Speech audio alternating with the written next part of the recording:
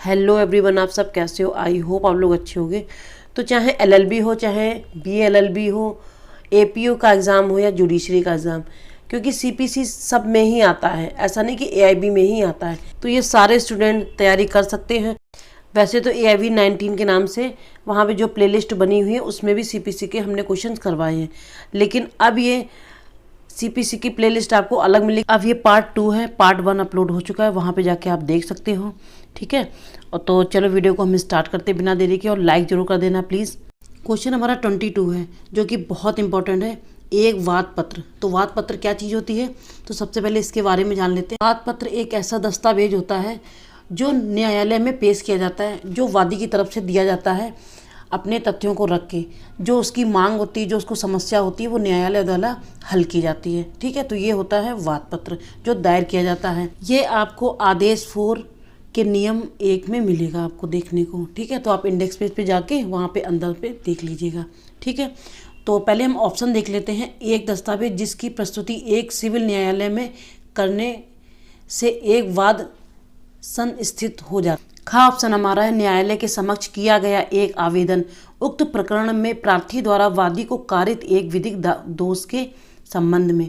गा ऑप्शन है, प्रत्यार्थी द्वारा किए गए दावे का एक अभिकथन, क्योंकि प्रत्यार्थी का तो होता नहीं है अभिकथन, वादी का होता है। तो यहाँ पे वाद पत्र के बारे में पूछ रहा है। ठीक है, तो घा ऑप्शन है, उपरोक्त केवल का और खा। इसमें से का और खा ये दोनों बिल्कुल राइट हैं, तो घा ऑप्शन इसका मतलब बिल्कुल राइट है हमारा। क्वेश्चन सेकंड देख लेते हैं। 23, एक वाद में न्यायालय की अधिकारता निम्नलिखित के द्वारा प्रश्नगत की जा सकती है। तो किसके द्वारा की जा सकती है?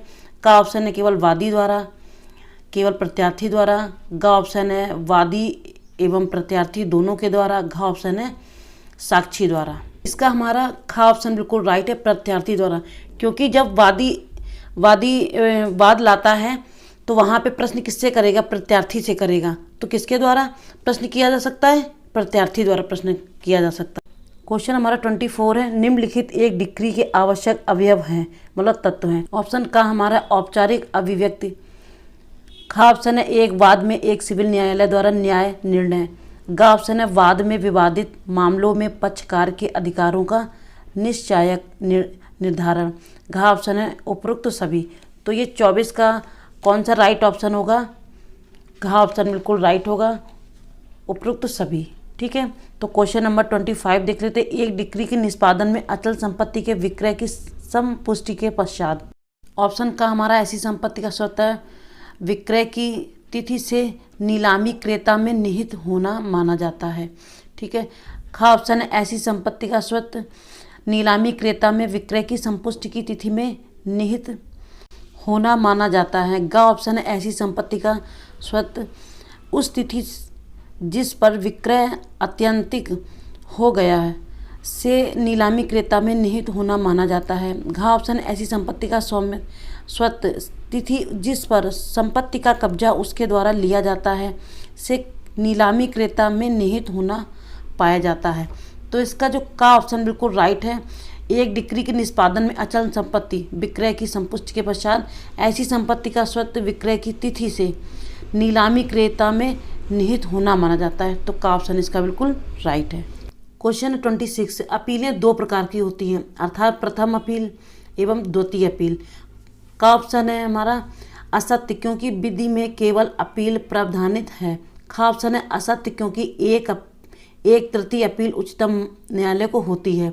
गा ऑप्शन है सत्य, क्योंकि तृतीय अपील का कोई प्रावधान नहीं है। घा ऑप्शन सत्य, क्योंकि उच्चतम न्यायालय की अनुमति के बगैर एक तृतीय अपील इसके समक्ष दाखिल नहीं की जा सकती है। इसका गा ऑप्शन बिल्कुल राइट है, ये सत्य है, क्योंकि तृतीय अपील का कोई प्रावधान नहीं है, मतलब प्रथम कर सकते हैं, द्वितीय कर सकते हैं। ठीक है, तो गा ऑप्शन इसका बिल्कुल राइट है।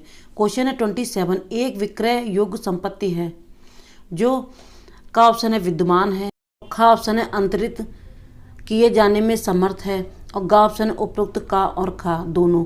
घा ऑप्शन है उपरोक्त कोई नहीं। तो इसका गा ऑप्शन बिल्कुल राइट है, विद्यमान हो मतलब वहाँ पे उस जगह पे हो, और अंतरित मतलब विक्रय करने योग्य होनी चाहिए। ठीक है, समर्थ है। क्वेश्चन हमारा 28 है, प्रश्नावली के संबंध में अशुद्ध अभिकथन को चिन्हित करें। अशुद्ध अभिकथन इसका बताएंगे, क्योंकि बहुत लॉन्ग है इसका, तो बिल्कुल अशुद्ध बताएंगे। जो राइट ऑप्शन होगा इसका।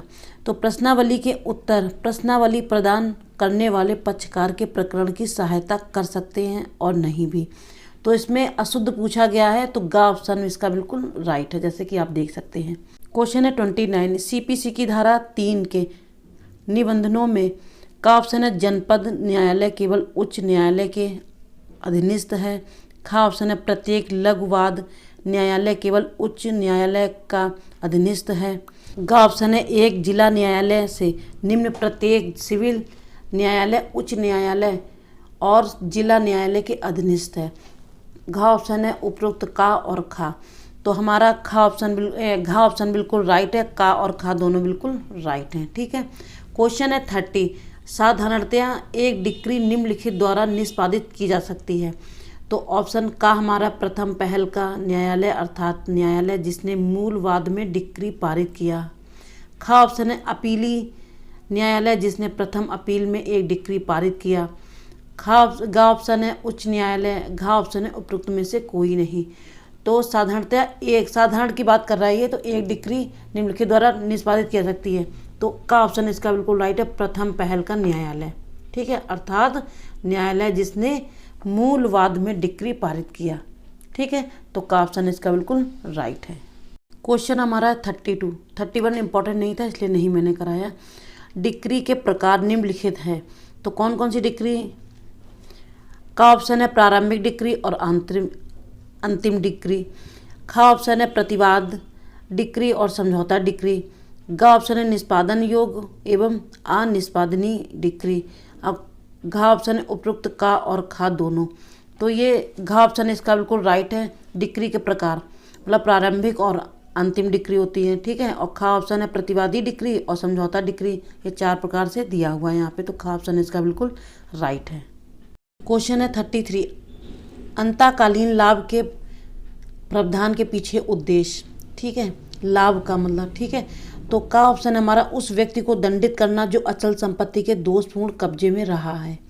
खा ऑप्शन है उस व्यक्ति की प्रतिपूर्ति करना जिसने अचल संपत्ति के दोषपूर्ण बेदखली के कारण नुकसानी उठाई हो। तो इसका जो खा ऑप्शन बिल्कुल राइट है। ठीक है, उस व्यक्ति को जिसने नुकसान उठाया हो। क्वेश्चन हमारा 34 है, निर्धन व्यक्ति के रूप में वादकरण की अनुमति हेतु एक आवेदन में आवश्यक समाविष्ट होना चाहिए। ऑप्शन हमारा का है आवेदक द्वारा हस्ताक्षर और सत्यापन को समाविष्ट करती हुई वाद पत्र में अपेक्षित विशिष्टियाँ। खा ऑप्शन है आवेदक से संबंधित उसकी अनुमानित मूल्य के साथ चल और अचल संपत्तियों की अनुसूची। गा ऑप्शन है उपरोक्त का और खा दोनों, और घा ऑप्शन है उपरोक्त में से कोई नहीं। तो इसका जो गा ऑप्शन बिल्कुल राइट है। ठीक है, निर्धन व्यक्ति के रूप में। ठीक है, तो गा ऑप्शन इसका बिल्कुल राइट है। क्वेश्चन हमारा 35 है, सिविल प्रक्रिया का वाद शब्द का अर्थ। तो ये देखिए 2018 में आया था AIB में, तो इसको भी आप देख लेना। का ऑप्शन है इसका नागरिक के निजी अधिकार और दायित्व। खा ऑप्शन है राजनीतिक सामाजिक और धार्मिक प्रश्न। गा ऑप्शन है वाद वह वाद जिसका मुख्य प्रश्न जाति या धर्म से संबंधित है, और घा ऑप्शन है उपरोक्त सभी। तो इसका जो का ऑप्शन बिल्कुल राइट है। सिविल प्रक्रिया का वाद का अर्थ होता है नागरिक के निजी अधिकार और दायित्व का। ठीक है, तो का ऑप्शन इसका बिल्कुल राइट है। क्वेश्चन है 36, एक निर्णीत निर्णय के संबंधित निम्नलिखित संपत्तियां एक डिक्री के निष्पादन में कुर्की एवं विक्रय से छूट प्राप्त है। तो कौन कौन सी छूट प्राप्त है? का ऑप्शन है पहनी हुई वस्तुएं, खाना पकाने के बर्तन। गा ऑप्शन है बिस्तर, और घा ऑप्शन है उपरोक्त सभी। तो ये देखो इन सब चीज़ों में छूट मिलती है। कुर्की जब होती अटैचमेंट जिसको बोलते हैं, तो ये सब चीज़ें सरकार अटैच नहीं करती है। पहनी हुई वस्तुएं, खाने के बर्तन, बिस्तर और भी अधिक चीज़ें होती, बुक है जैसे, ये सब चीज़ें अटैच नहीं करती हैं। तो घा ऑप्शन इसका बिल्कुल राइट। क्वेश्चन हमारा 38 है, जो कि बहुत इंपॉर्टेंट है क्योंकि 21 आदेश है वो बहुत इंपॉर्टेंट है। उसमें बहुत लॉन्ग है, काफ़ी सारे उसमें नियम है।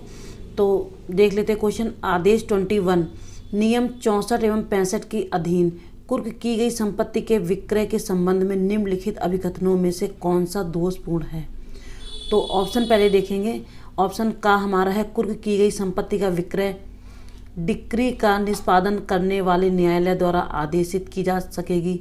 ख ऑप्शन है निष्पादनकर्ता न्यायालय निर्देश कर सकता है कि ऐसे विक्रय का आगम उस पक्षकार को संदाय किया जाएगा जो डिक्री के अधीन इसका हकदार होगा। ग ऑप्शन है विक्रय लोक नीलामी द्वारा किया जाएगा।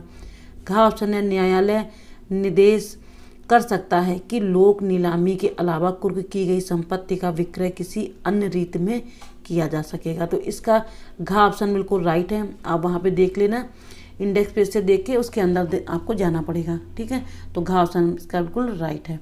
क्वेश्चन हमारा 39 है, एक वाद पत्र में 3 भागों में विभाजित किया जा सकता है, अर्थात वाद पत्र का निकाय और हस्ताक्षर और सत्यापन। तो ये कथन शुद्ध है कि अवकथन, मतलब शुद्ध है कि अशुद्ध, इसको देखना पड़ेगा। तो का ऑप्शन है शुद्ध अभिकथन है। खा ऑप्शन है अशुद्ध अभिकथन, क्योंकि दावाकृत अनुतोष एक वाद पत्र का अभिन्न अंग नहीं है। गा ऑप्शन है अशुद्ध अभिकथन, क्योंकि हस्ताक्षर और सत्यापन वाद पत्र का एक भाग नहीं है। और घा ऑप्शन है अशुद्ध अभिकथन, क्योंकि शीर्षक और स्वत्व की एक वाद पत्र का एक भाग है जिसे यहाँ भुला दिया गया है। तो घा ऑप्शन इसका बिल्कुल राइट है। क्वेश्चन हमारा 40 है, जब एक वाद निर्णीत ऋणी अभिमुक्त कर दिया गया तो निम्नलिखित के अलावा उसे डिक्री के निष्पादन में पुनः गिरफ्तार नहीं किया जा सकता है। का ऑप्शन हमारा यहाँ जहाँ वह जेल प्राधिकारियों की गलती से मुक्त कर दिया गया था। खा ऑप्शन है जहाँ उसे जेल नहीं भेजा जा सकता क्योंकि डिक्री धारक जीवन निर्वाह भत्ता का भुगतान करने में असफल रहा है। गा ऑप्शन है जहाँ उसे बीमारी के आधार पर मुक्त किया गया था। और घा ऑप्शन उपयुक्त में से कोई एक।